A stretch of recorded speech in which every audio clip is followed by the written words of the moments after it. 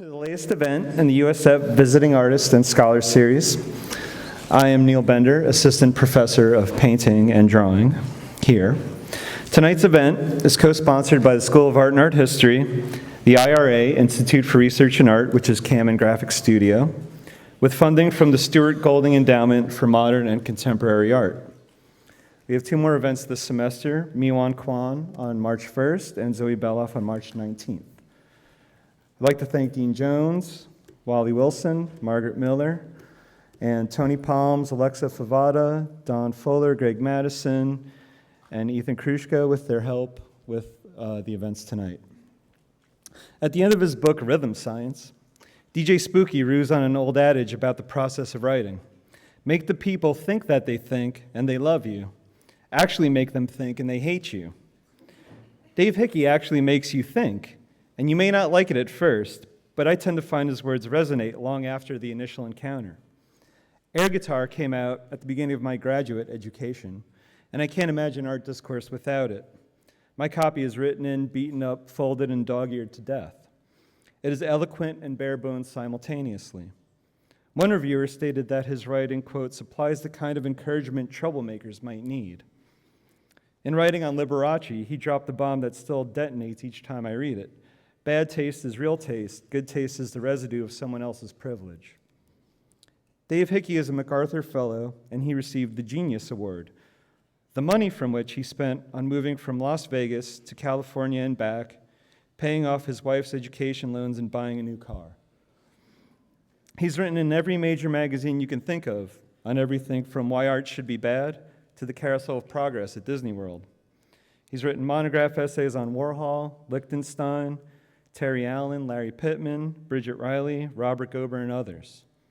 He's a songwriter and a fiction writer, was an art dealer, and has curated exhibitions such as Ultra Lounge here at CAM and Beaumont towards a redeemed cosmopolitanism at Site Santa Fe. He's currently teaching creative writing at the University of Nevada, Las Vegas. His sequel to Air Guitar is being published later this year, entitled The Connoisseur of Waves, More Essays on Art and Democracy.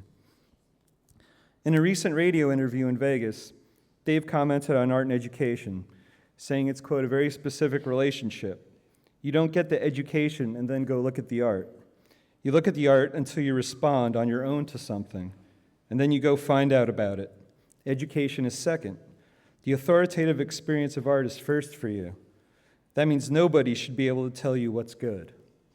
He believes in the physical experience of art and the pleasure of looking. A truly refreshing and jolting voice in cultural criticism. Please welcome Dave Hickey. Thank you, David. Thank you, Margie. Really, thank you, Margie. I forgot to thank you on the radio this morning, so, I really thank you. Y'all are very fortunate to have the graphic studio here in Tampa, and how long's it been? 30 years? To have an institution like that, which the administration has not yet found a way to destroy, is just incredible. So, but I know they're up there working on it.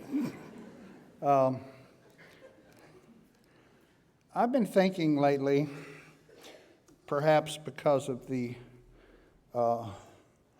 resurgence of evangelical culture in America, just what an incredibly pagan culture this is. I was in New York, and I was wandering in and out of all of these museums with big Palladian fronts on them, and I was wandering in and out of galleries, and all I could think of is going around Rome. I remember my friends thinking, gee, the Romans had a lot of gods. They'd go into these places and worship these things they thought meant something. And I thought, that's sort of what we do, We find a place to go worship what we like, whether it's Mondrian or anyone else. And I was also thinking about, I had these two friends. I was in engineering school for 3 years as a youth because the engineering school was happily adjacent to the fraternity house, and so seemed like a good major. But I had these two friends that were Zuni Indians, and they had come to SMU to study engineering so they could go back and build roads, study civil engineering and build roads and dams and things on the res. And we would have wonderful conversations. We would sit there doing differential equations, and then immediately thereafter, they would tell me some bloody story that involved witchcraft and people flying through the air, and I would say, when did that happen? And they'd say, 3,000 years ago.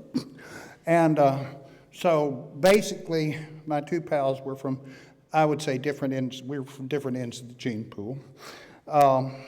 And the one thing that they did not understand about white people, white eyes, is museums.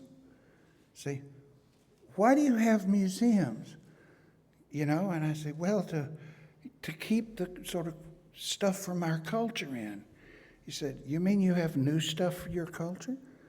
You know, they say, well, you know, we've had this sun sign for 5,000 years. It goes like this, you know. You know what a Zuni sun sign looked like. He said, why would we replace that? And it was virtually impossible for me to explain this to them.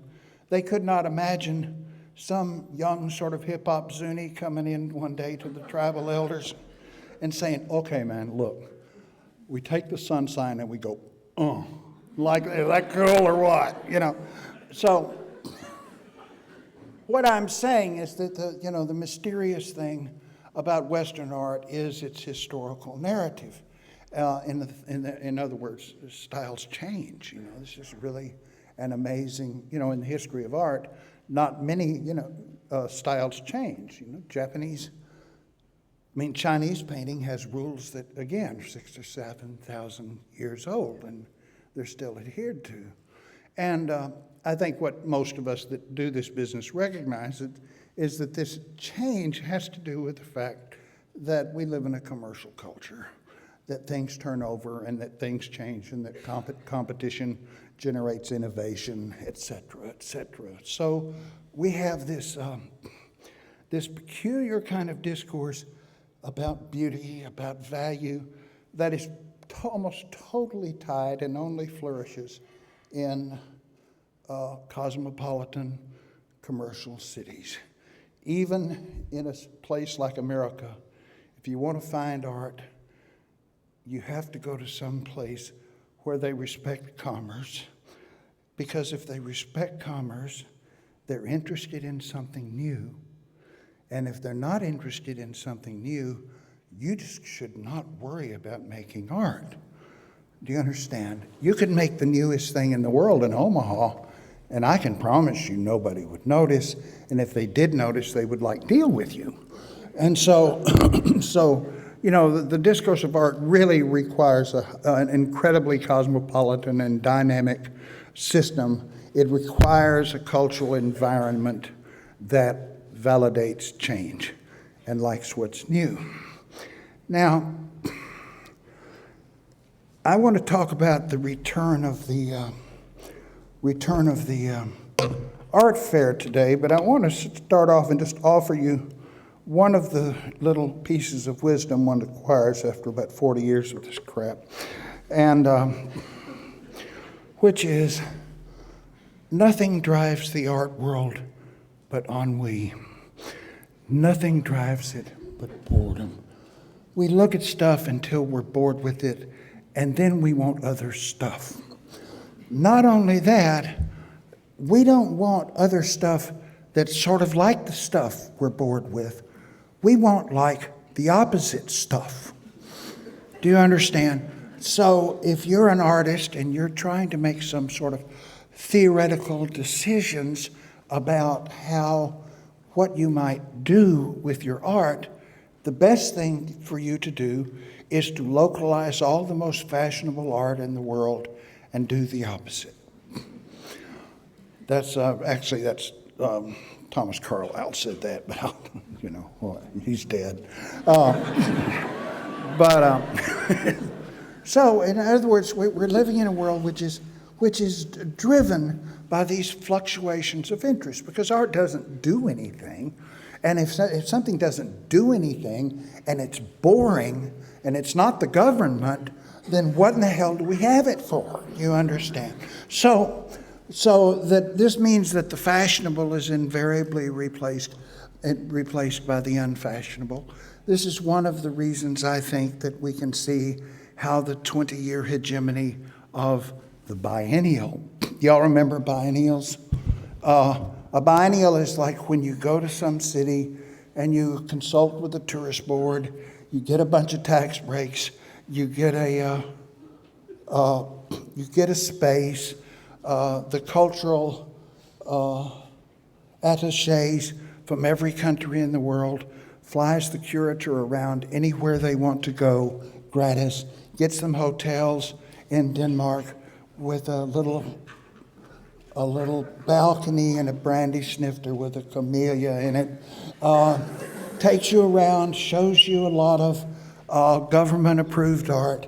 You select the government-approved art. You go to the biennial. Everybody looks at it, and then you tear it all down, and they count up how much tourist money they made. That is the biennial. It went on for years. And the interesting thing about the biennial, it was a cosmopolitan occasion during which we celebrated local cultures. You see, so if you want to really appreciate rural Nigeria, where you want to go is to the biennial in Sydney, where someone has taken the trouble to celebrate it for you. So, in other words, out of our global guild, we generate these occasions where we can all get together and say, gee, things are crummy in Croatia, that sort of thing. But the art has feeling. In fact, the art in Croatia is just as bad as anywhere else. Just as if any of you are potential collectors, let me assure you that no matter where you are, the boondocks are still the boondocks. It doesn't matter if it's Croatia or Carolina or, it's just still the boondocks. They still do faux surrealist with iconography from the local religion, whether it's primitive Catholicism or, totem poles, same crap. So we're sort of left with a cosmopolitan commercial discourse. And after all these years of goodness, of biennials, and of us all getting together to congratulate ourselves on how diverse we are, and we are incredibly diverse if you judge by these biennials, and we have had many opportunities for perks and flights and everything. I actually curated a biennial and selected the artist in 15 minutes. So every time the Danish consul called, I would just have to say, I'm really sorry, I'm not going to go stay in that damned hotel. Because I don't care where you're still in Denmark, but excuse me, I'm kind of a sunshine person. If I wanted clouds, I'd pull the covers over my head. So we're left with this, with this institution of virtue, which in the course of about 4 years was totally overthrown by a new institution of commerce, the art fair. See, first we went to these things where everything was installed and everything was government funded and everything was full of virtue. And having become incredibly bored with that, we get Art Basel, you see. And we get every rich person in the world on every corporate jet in the universe, every shade of pastel Izod shirt that you can freaking imagine. You get all of this, and you get to see a whole lot of art, and not as much good art as you used to see, and everybody loves to buy it. And, truly, the artists I know that show in art fairs are embarrassed by their sales, And so we have this turnover, but I think I would like to go back and give kind of a historical explanation of it. And I'd like to begin by giving you some practical advice. First of all, the art fair phenomenon has not changed the rules of buying art at all. except for a caveat I will offer later. You better buy what you like. Don't ever buy anything for investment unless you control the price, which is to say, unless you own all of it, in other words, or unless your friends own all of it. So how do you increase the price in the current world, of a work of art and manipulate things? Well, let's say that you and 5 of your friends who are equity investors or hedge fund managers or whatever they call them these days, are sitting around the bar down at the Bear and Bull down in Wall Street, and you're talking about, says, I've got like 4 Marlene Dumas drawings, I have about 25 grand tied up in this girl. And the other guy said, well, I've got a couple myself. And the other guy said, gee, Ral, between us, we've got about 10. We've got maybe nearly 100 grand tied up in Marlene Dumas. And did you see one of them's coming up for auction in a couple of weeks? And they say, yeah. And they say, let's have a tontine. So what you do to have a tontine is, between these 5 people, they all commit to about 20 grand. Or more than that, 50 grand even. So they have a big sort of wad of money there between the 5 of them. And not only that, you don't even have to have this money. You can leverage it against the Marlene Dumas, whose prices you're going to drive up. And so here comes the auction. Boy, we're getting a lot of action on this Marlene Dumas. And that's because there are 5 people out there investing in it, and the one who wins takes all 5 people's money and pays it for the Marlene Dumas. Everybody's Marlene Dumas is worth twice as much. They sell it, buy the one they bought for overpriced, and clear God knows what. Do you understand what I'm saying? So that's how you do it. And that's one of the ways that art accrues its value, by the investment from outside of people that that invest money in art. Now,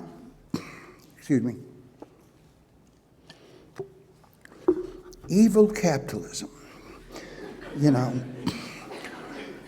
But this phenomenon arises genuinely, I hate to say, because of the suppression of capitalism.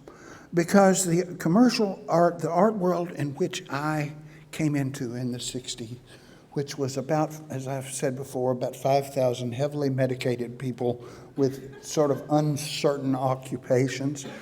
Remember, Rolf Rickey, the great German art dealer, and I used to know each other in those days. And we used to tell people we were art dealers because it's the only thing you could say you were and not have any money. You couldn't say you're a collector. You couldn't say, we're art dealers. And Rolf had a gallery in Kassel, which would have been the worst place in the world to have an art gallery, except I had one in Austin, Texas. This is the worst place to have, but we were art dealers, right?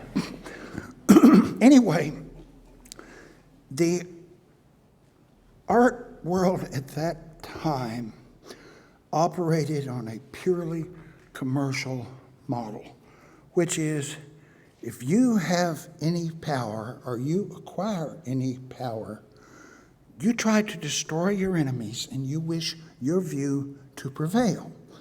And if you are in the art world, that means you wish your taste to be universal. And you try your best to impose your taste.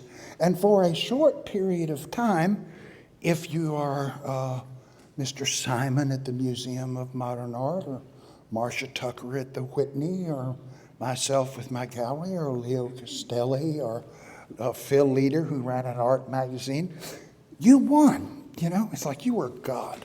If you're a critic, you wrote about nothing but what you liked. If you ran the museum, you showed nothing but what you approved of.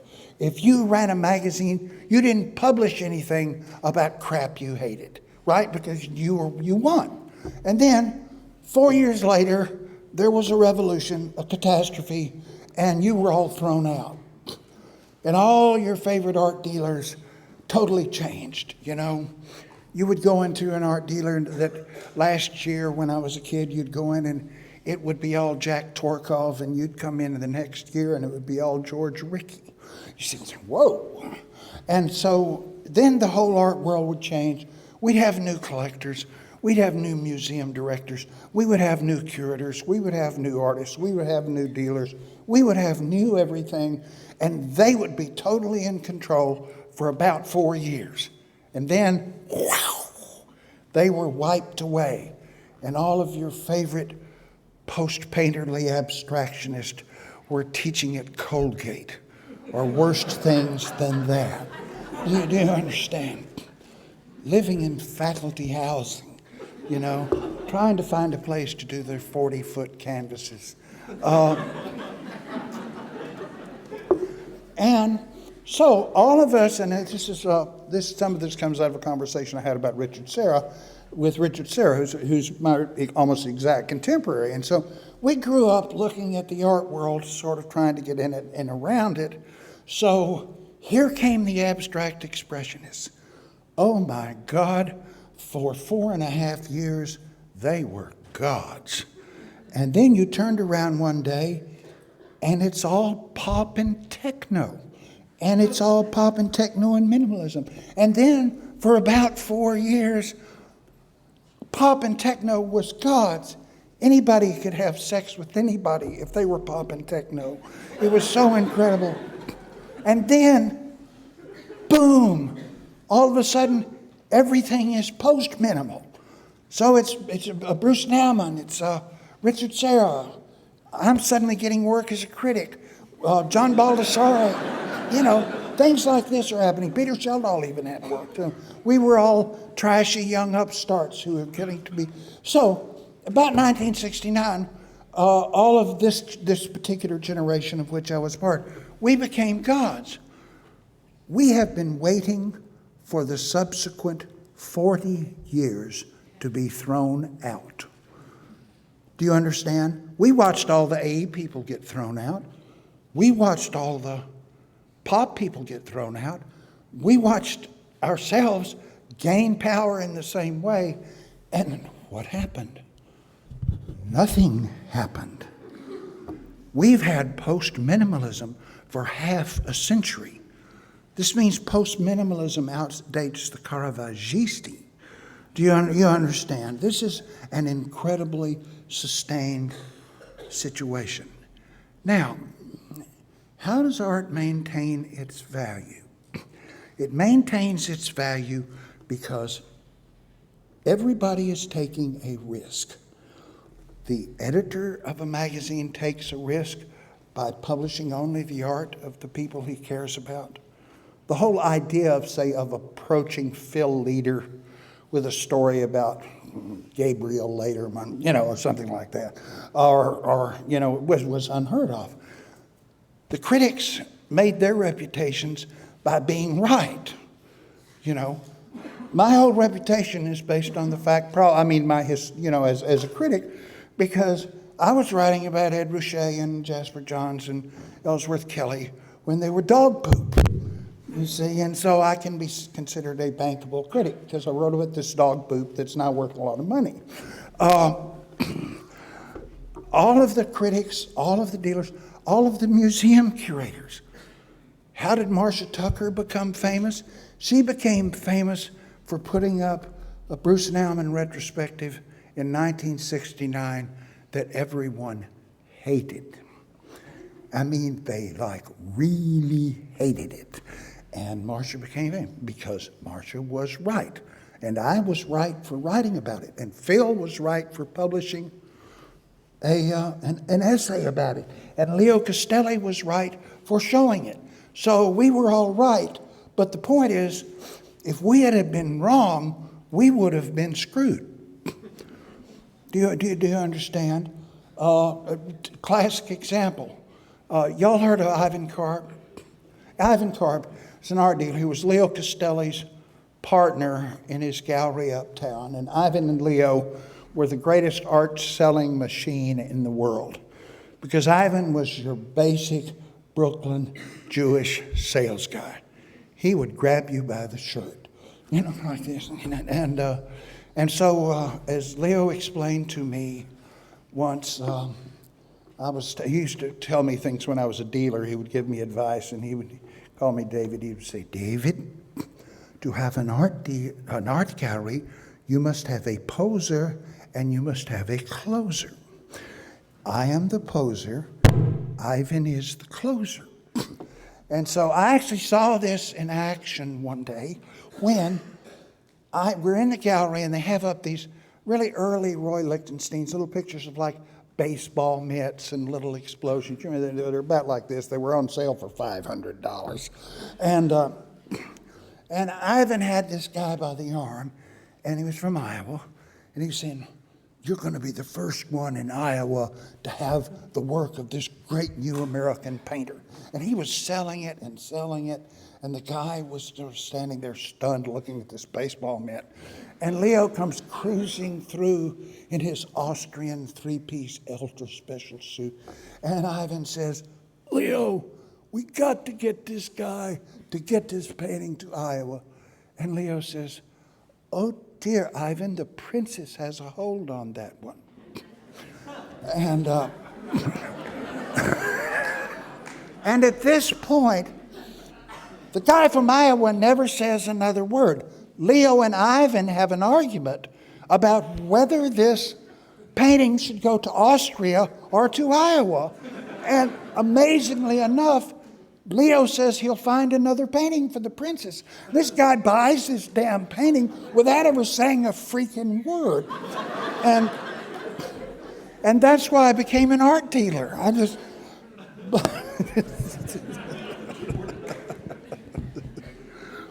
But anyway, my point about Leo is that he says, you want to be an art dealer, you can't be right every time, but you cannot be wrong. Because if you're wrong, all your prices go to hell. And his example, this was in the 80s when he said this, his example of how you go wrong was Paula Cooper, who took in a young artist named Jennifer Bartlett. I don't know if you remember her. But Jennifer Bartlett became incredibly freaking famous. And Jennifer Bartlett became incredibly freaking expensive. And she was a terrible artist. And because everyone knew she was a terrible artist, Carl Andre's prices began to look a little less authoritative because Paula was selling these Jennifer Bartletts for like high six figures. And then how do you turn around after selling a piece of crap like that and sell a Carl Andre? So what I'm saying is that this was a time where dealers took responsibility to the value and coherence of what they showed. The magazines took responsibility for the value and coherence of what they wrote about. Today, classic example, is back when, I'm not going to get on Tim, back when Jack Bankowski was running Art Forum. He called me up one day, said, David, do you want to go to Denmark? Not Denmark. No. I said, do you want to write a piece about David Sally's retrospective? So I say, oh, sure, I haven't written about David in years, it's fine. I'd like to do that, and if you'll pay for the flight. And then he said, do you want the pro or the con? Which is to say, Jack Bankowski is not going to stand behind my opinion of David Sally.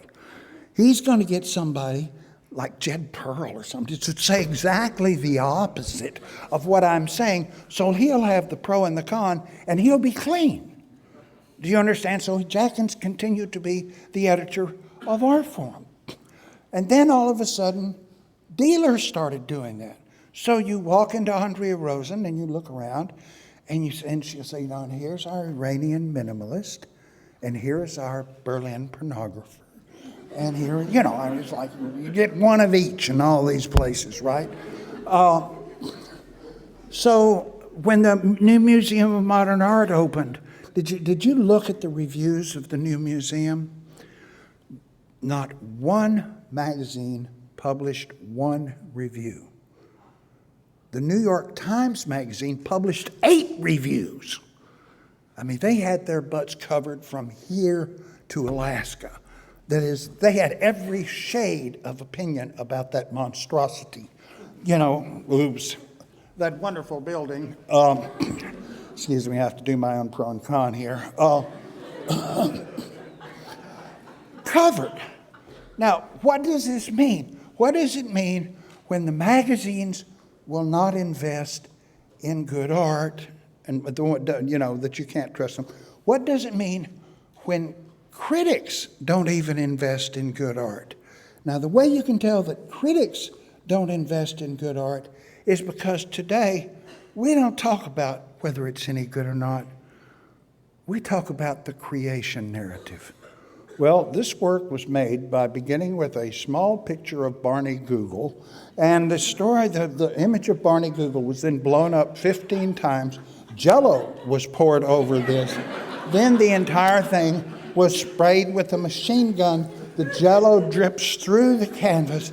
And this may all be taken as a metaphor for the artist's phobic response to Barney Google as a child, and of coming to terms with the fact that even though he hated Barney Google, he still wanted to be an artist. And you can write all that crap, and 98% of every piece of art writing I write does that, the creation narrative, like how Batman came to be. Well, it started like this in stately Wayne Manor, but this is the story. And if you can substitute story, you can avoid value. Now, the trouble with this, because the idea is if we're talking about serious issues of cultural diversity and ethnicity and creation narratives, we never have to say whether it's good or bad. Do you understand? And hopefully by telling these, we don't have to make a commitment, you see. So by telling all of these stories, we have found a way out of saying whether it's good or bad. And we presume that by telling these stories, we are suppressing the terms of value. In other words, we're not saying good, we're not saying bad. We're talking about the Jell-O, we're talking about Barney Google, we're talking about all this stuff. We're sort of telling the narrative of the artist's relationship with the work, which is nothing but gossip. It is tabloid bullshit about the relationship between the artist and the work that matters not at all, makes no commitment except that you can't not make no commitment. Anything we talk about, we invest with value, because we are talking about that and not talking about a million other things. The act of selection is evaluating, it's an axiological decision. So if we're writing about Barney Google, it's not that people think that we're not valuing it, we think we're valuing it by selection. So then what happens, rather than abolishing value, people get the idea that story is value. Story's not value, story's bullshit, pardon me. But none of this stuff has any consequence. The relationship that matters is the one between the art and the beholder, or the art and its community. And we can all speak about this without being clairvoyant about what the artist is thinking about. I meet artists, young artists all the time, who really presume that I've come to their studio to perform clairvoyance of some sort. That I'm supposed to look at it and say, this is about your grandmother, right? Oh, you understand. No, I don't understand. It's just what I always say when I hate it. When I really freaking hate it, there's only 2 things you can say, which is, 1, how'd you do that? Well, I got the gun and the Jell-O. Or I can say, oh, this is autobiographical, isn't it? Then I just have to lean against the door until they finish talking, and then I can leave.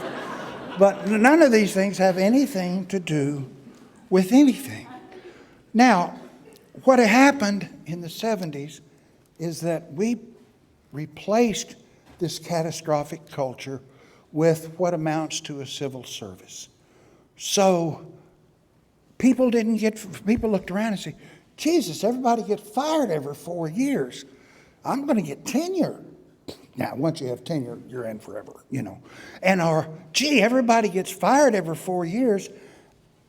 I'm going to have every kind of art I can think of in my museum. We're going to have Berlin pornographers. We're going to have Iranian minimalists. We're going to have Lamaze. We're going to have midnight basketball. We're going to have macrame. We're going to really reach out to the community. And if anybody looks like they hate us, we're going to give them a show.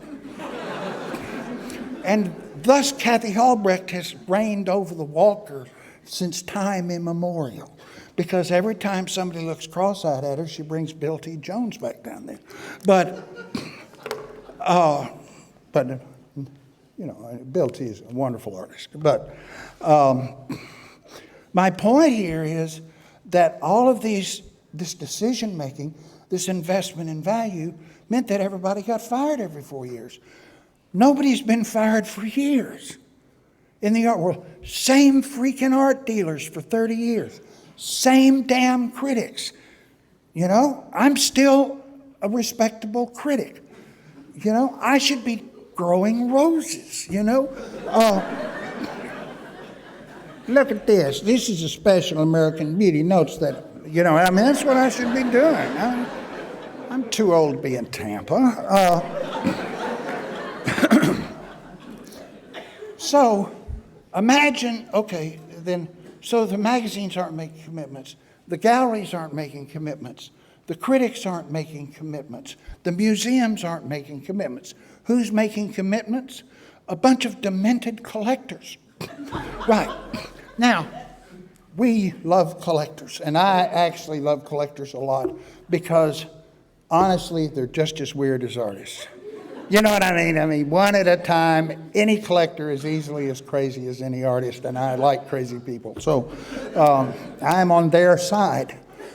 But they are embarking on an investment strategy, but there are no stock analysts out there anymore, you know? There are no newsletters. There's no Wall Street Journal. There's no Bureau of Statistics. There is no committed nonprofit input into the value of art today, of the sort that Phil Leader, as editor of Art Forum, put in, of the sort that Marsha Tucker, as the curator of the Whitney, put in, of the sort that I, as a critic, put in, of the sort that all of these people that were not in it for the money, I really just wanted to win. You know, I mean, that was, and the money was chump. I mean, you know, you make money. Crap. And thank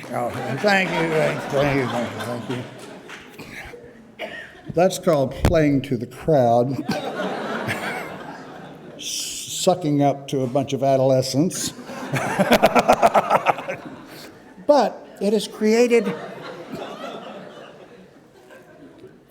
and I'm even too tired to have sex with them. It's so pitiful. But, you know, and I had an A seat coming down here. So, and I ran out of Xanax. And, you know, so.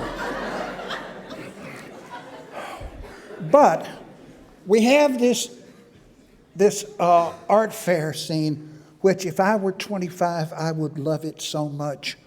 I would go to Miami. I've been to Miami twice, the first two, and I thought, if I was 25, I would love this so much. I would chase rich ladies. I would sleep on the beach where there would be some guy that played the trombone. It would just be incredibly wonderful. Being an adult, it wasn't quite that much fun. Everybody was buying art. I love it when that happens. But art sustains its value by the perpetual reinvestment of not only money, but of disinterested commitment. In other words, an art career is sustained, of course, by buying things, but it's also sustained by a history of discourse, that scholarly and critical discourse. It's also sustained by a history of museum shows. It's sustained by a group of collectors and museums that collect. And this issue is usually, traditionally, reaffirmed every 18 months when you have a show. And this creates a body of work which, however prolific you are, is still small enough to sort of qualify as a finite commodity and to have that kind of value associated with him. You can say, this is the last one, But what if you have no critics, and there's no critics anymore? Trust me, there's no critics anymore. There are people my age who are still doing it, and we're still doing it because every good critic I know died of AIDS in the 80s. Because Craig Owens is dead, and Paul Taylor is dead, and Arthur Bell is dead, and Bobby Jim is dead, and all of these people are dead. So we're still fucking working. And I'm writing about Robert Gober, where other people should certainly be writing about it. But there are no young critics. The two youngest critics I know are 42 that are actually make a living being a critic. The business of being a critic is over. It's like I feel like Wolfman Jack, after all night radio went away, sort of going around places to say, this is the Wolfman, it's fucking over. It's like, I'm a sewing machine repairman, it's like, the whole practice has disappeared because there's no need for me because the market drives things so well. The art magazine is over. If you look at Art Forum, what do you see? It's like one of those purple sheets you buy at Santa Anita. It's a tout sheet. That's all I get calls from art. Would you please suggest to me the 5 best young women artists under 32? That's the sort of requests I get for writing. So I'm supposed to tout artists like tennis players and racehorses, and that's about all you're going to see in the way of criticism. All the museums are totally committed to diversity. So committed to diversity, in fact, as my friend Bob Shapazian, who was a wonderful art dealer, he was the director of Gagosian in Beverly Hills for many years, and I talked to him not long ago, and he said, I'm quitting. I said, what are you going to do? He says, I'm going to go teach art in Inglewood. A fairly rough neighborhood. And Bob was one of those people that's born to be an art world person. He was born with a Savile Row suit on, and one of these really tall, elegant gay guys. And he said, I said, why, Bob? Jesus, he said, because I'm not an art dealer anymore. He said, all I do is a work comes in, I look at the waiting list, I make up a perfectly outrageous price, and some stupid labor lawyer in Hollywood sends me the money. He said, this is not art dealing, And then, and he went on to say that not only that, there is no American art world anymore. He said, first of all, we've so diversified the art world. It began, in the 70s, where if you lived in Tribeca and there was an Asian guy who had a studio next to you, he would get a show, you know what I mean? Then the Iranian guy who lived upstairs would get a show. Then everybody, the Bosnian guy would get a show, the Russian girl would get a show. We were diversifying at this time.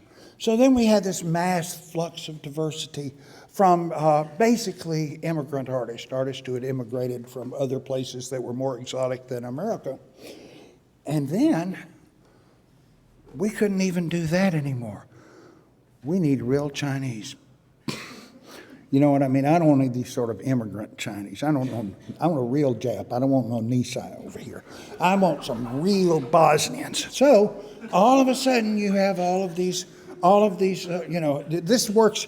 We have everything but Frenchmen, and they have ruined their art, and I'm really sorry about that. Any culture that celebrates Daniel Buren has got to be in trouble. But anyway, thank you there. So, but my point here is that what has happened now is that not only have we diversified the American art world out of existence, we have diversified the American art market out of existence. Koreans buy Korean art. Japanese buy Japanese art.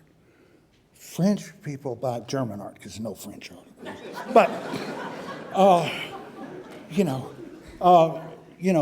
art from the UK, of course, can't really be sent out of the country or it looks really shitty. So it's mostly bought there. And so I'm indulging in these little things just to keep you awake. But, so the problem that this creates is really simple. The art fair is a great creation, but it has happened because all of the people who should be keeping score, who should be playing defense, the critics, the dealers, the magazines, the museums are not. There is nobody in goal. Try to write a negative review for a major art magazine. It cannot happen. Unless it's about some guy from Kansas. What does he know? And I agree. But my point here is, so the art fair has opened up things enormously, but it has also created a double-loaded market because people go to fairs for two reasons. They go to show off, to buy blue-chip art for exaggerated prices so they can talk to their friends about it on the plane home. Or they go to get bargains. So you're either buying someone 12 years old or someone 52 years old. Everybody in between is not making any money. So all of my 12-year-old artist friends are fat city, And also in 40 years, how is this work going to sustain its value with no disinterested and critical literary scholarly investment? This is a real problem, and this is the one I present to you. And I was talking to my friend Peter Sheldall today, and we were talking about Jeff Wall, and he said something about Jeff Wall that I think is true. Why is so much good saleable art coming up to the art fairs? And Peter pointed out about Jeff Wall is that Jeff Wall, and I would say nearly every artist I know, makes their first work last. Which is to say, you go into graduate school, they tell you all this crap, they make you read all this crap, they make you look at all this crap, and I do it too. I make them look at crap. I'm an equal opportunity insulter. And they create this hegemony, this solid, relatively solid discourse out of which the art is made. And then 4 or 5 years after you're out of school, after a large part of your career, you start doing the crap you wanted to do in the first place. And everybody says, well, that's great. That's like a still life, or, that's great. That's like a painting. Or that's a turtle, isn't it? But my point is that this also feeds into the entry-level market, really feeds into a lot of sort of newly innocent art that's being made. People who have overcome graduate school, overcome indoctrination, finally decided what they're going to do, and it becomes visible to ordinary citizens, and it sells. And I think this is wonderful. It is just nothing like the art world that I want to be in, except for the beach and the trombone players and all that. So thank you very much.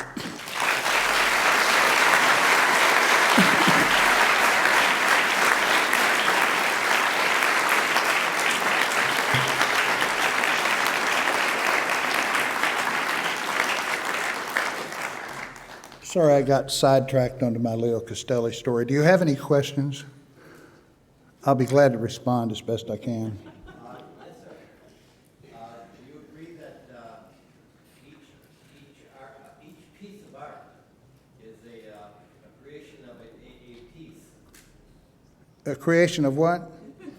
Each form of art that's created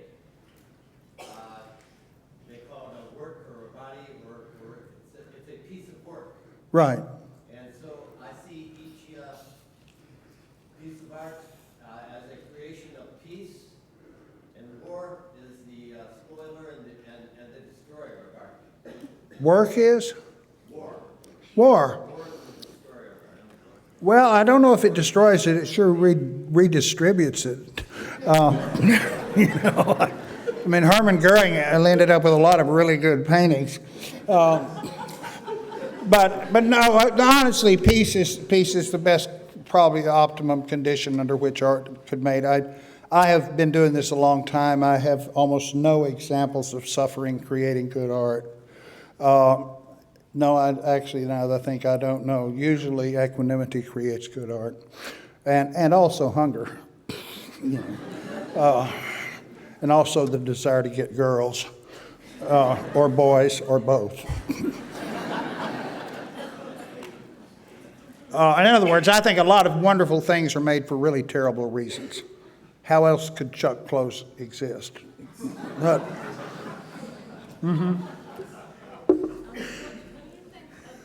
you think the role is of camera or of tactical media and interventionist art?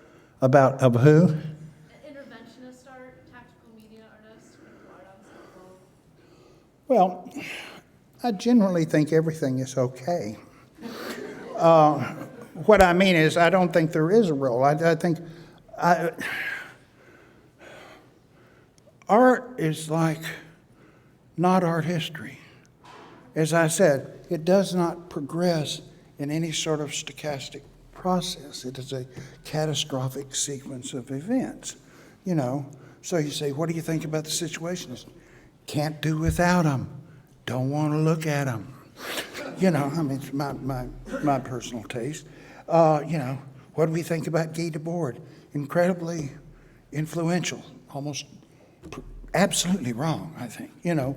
But so, you know, it's not history. It's just a big mess, you know. And history, sadly enough, I'm enough Foucauldian to say that history's what wins, you know. And but we can occupy our time with a lot of really fun non-winning endeavors. You know what I mean? I used to go around and help Alan Capro roll people up in, you know, aluminum foil on the street. Probably not very influential, but some. I'm sorry, that's about the best I can say. I don't know that. I think in generally it's bad to intervene or to juxtapose or to appropriate. It's really a lot easier just to make shit up. Yeah. In my experience, you just close your eyes and then you see something, and that's imagination, right? It's like making an image. Yeah. Anybody? Yes. What do you think is going to happen to the art fair? I mean, is it going to bust? Is it going to I think the wave is a little bit on the beach. You know, I mean, I don't think it will disappear, but I think it will sort of reconstitute itself. But Sheldon actually, Peter rarely says anything right, but somebody said, what will happen to the art fair? Is it like 3 brokers will be, again, having drinks at the Bear and Bull, and one of them will say, hey, I just got back from the art fair, and the other one will say, oh, you still do that? And that'll be the end of the art fair, you know, basically. I think it's fun and it's social, and traditionally I would go to art fairs because you can find little bitty things by really good artists that are relatively inexpensive. You know, I bought a little Bridget Riley about this big for $1,000 once. It's stunning. Right. Yes. Have you seen the Trisha Brown camp show that we have here? No, I haven't. Not yet. I was going to ask you what your opinion was. I've known Trisha for very many years, so I'm probably not the best source on that. No, it's not that I don't like her. It's just that, you know, it's so tied up in this. Oh, God. Sorry, Margie. No, I mean, what I'm saying, it's sort of asking me like what I think of my first cousin's new work. You know, hell, I don't know. But she comes out of my world, yes. Another question, where do you think art is heading with the advent of, say, the internet, digital media, Okay. I would say, can I say a bad word? Abso-fucking-lutely nowhere.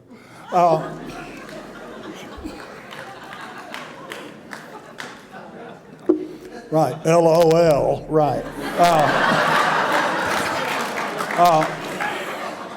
And let me explain to you why.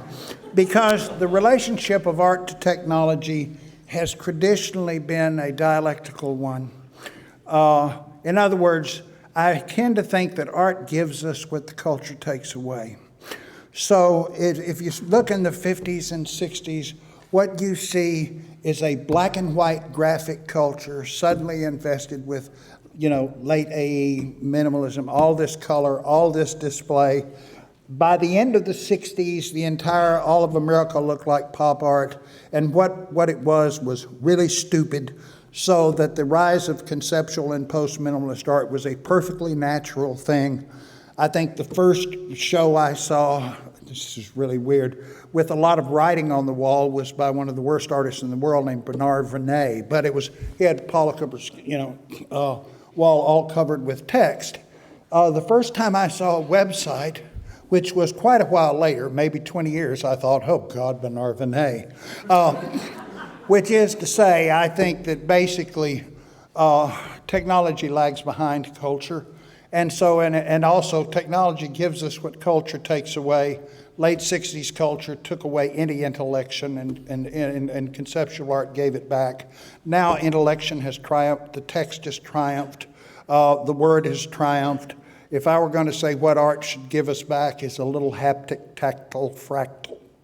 In other words, something you can put your hand on. Now, it doesn't mean I'm right, but according to my general theory about the relationship of art and technology, it would be, yeah. So you're more of a traditionalist. Well, I'm a snob.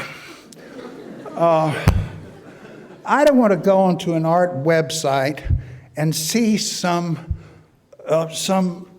photoshopped version from some guy in Nebraska of Hillary Clinton having sex with the alien.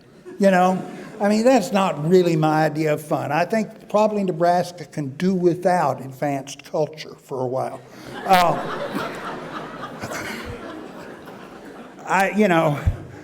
If 5,000 people can make most of the major objects of American art that are going to last from about 1950 to 1970, we don't need the marching band. We don't need all of this. And also, I don't think art's good for you. Do you know what I mean? I think it's an elective. I think it's not I don't think it's a drug. I don't think it has social benefits. Or it is a drug, but it's not a drug like penicillin that makes you well. It's a drug like cocaine that makes you want more cocaine. So what I'm saying is, I'm in this for the fun, guys. You know what I mean? I want the delight. I want the bang. And I'm not a appliance. I'm not a public servant. And no doubt there. But what I'm saying is, and also, I just can't imagine anything that could happen on a computer screen, except for my deathless prose, that I would pay the least bit of attention to. I just have no interest in it. It's boring. People from Nebraska do it. You know what I mean? I'm not bringing up Florida at all in this conversation.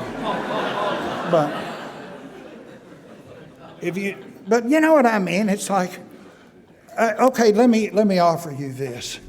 This is a Protestant country. We love the Word. We not only love the Word, we love to interpret the Word.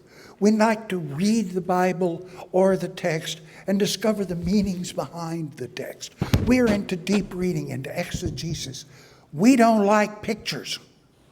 They're cosmetic, they're false, they're platonic fantasies. They are there to corrupt us. They are there to make us have sex. They are there to make us drink. They are there to fulfill our carnal desires. Americans freaking hate art, okay? Now, I don't think anybody can mount any argument against that. So, if an American museum puts up an exhibition that everybody likes, Will that be art? No, of course not. It'll be something at the Walker, you know? I mean, it'll be, it'll be like, as I said, macrame, Lamaze, midnight basketball. In other words, art's an elective. It's like some people like it, some people don't. We live in the ugliest freaking country in the world, considering the built environment. How do we do this? We do this because we don't look at anything. People wander all day long through Columbus, Ohio. They don't think, this is fucking idiots,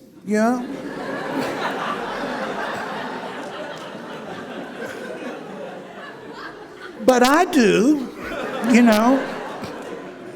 I mean, people live in freaking Tribeca. You know what I mean? They step over dead people. They wade through puke. Well, that's okay, man. I'm learning things. I'm fulfilling my inner self. I'm on my private journey. But if you understand what I'm saying, I just think we ought to all just relax and also recognize that art's not a required course. If your grandma doesn't like it, hey, cool. If you don't like it, that's fine. It's for people that like it. And if I would say the real difference between the art world that I came into in the mid-'60s and the art world today is that it used to be that everybody in the art world liked art. Now the art world is about 50-50 people that like art and people that freaking hate it. You know what I mean? And so I'm not used to that sort of situation. I'm not used to that lack of permissiveness. Yes. Sir.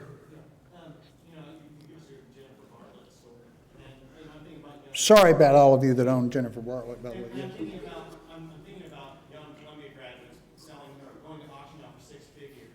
Right. So it seems to sort of nullify the monetary system in a way.